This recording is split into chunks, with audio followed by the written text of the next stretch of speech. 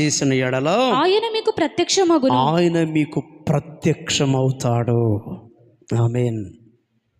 ఇలా ఎప్పుడైతే చెప్పాడో ఆ ప్రజలందరూ కూడా వాళ్ళని ఇంకా ఏం చెప్తున్నాడంటే, దేవుని బిడ్డలారా, 6వ వచనంలో దేవుడు జనమును సకల విధములైన బాధలతో శ్రమపరచను గనుక జనమును పట్టణం పాడు చేసెను.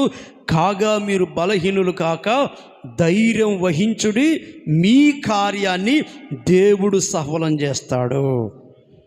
ఈ ఓదేదు అనే వ్యక్తి ద్వారా పరిశుద్ధాత్మ దేవుడు ప్రవచన రీతిగా ఆశా వ్యక్తితో మాట్లాడుతున్నాడు.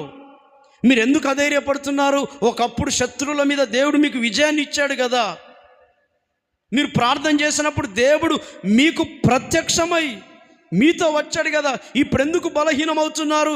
మీ కార్యాన్ని సఫలం చేసే దేవుడు మీకు తోడుగా ఉన్నాడు అని ఎప్పుడైతే వారిని హెచ్చరించారో ఆ ప్రజలందరూ కూడా 3 అనుభవాలు, 3 కార్యాలు చేశారు.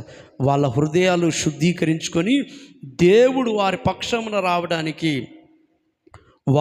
వారు చేసిన అనుభవం ఏమిటంటే, దేవుని బిడ్డలారా, 1 హేయ విగ్రహములన్నీ కూడా తీసివేశారు. 2వ దినవృత్తాంతములు 15:8 వచనంలో చదివితే, ప్రవక్త అయిన ఓదేదు ప్రవచించిన ఈ మాటలు ఆసా వినినప్పుడు అతడు ధైర్యము తెచ్చుకొని యూదా బెన్యామీనీయుల దేశమంతటి నుండి ఎఫ్రాయిము మన్యములో తాను పట్టుకొనిన పట్టణములలో నుండి హేయమైన విగ్రహములన్నిటిని, మొదట హేయమైన విగ్రహాలన్నీ తీసివేయాలి. దేవుడు మన పక్షంలో ఉండాలంటే ఇదిగో మొదటిగా విగ్రహాలు, హేయమైన విగ్రహాలన్నీ తీసేయాలి.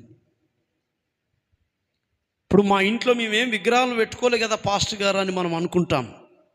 నేను అంటాను, మన ఇంట్లో ఏ విగ్రహం లేకపోయినా దేవుని కంటే ఎక్కువగా నువ్వు ఏది ప్రేమించినా అది నీ జీవితంలో ఒక విగ్రహం. నీ కట్టుకున్న భార్య అయినా, నీ కన్న కొడుకైనా, నువ్వు దేనిని ఎక్కువ ప్రేమించినా అది ఒక విగ్రహం. బైబిల్లో యాకోబు రాహేలును ఎంతగానో ప్రేమించాడు. ఆమె మార్గమధ్యంలోనే చనిపోయింది. అతని జీవితంలో ఒక విగ్రహంగా మారిపోయింది.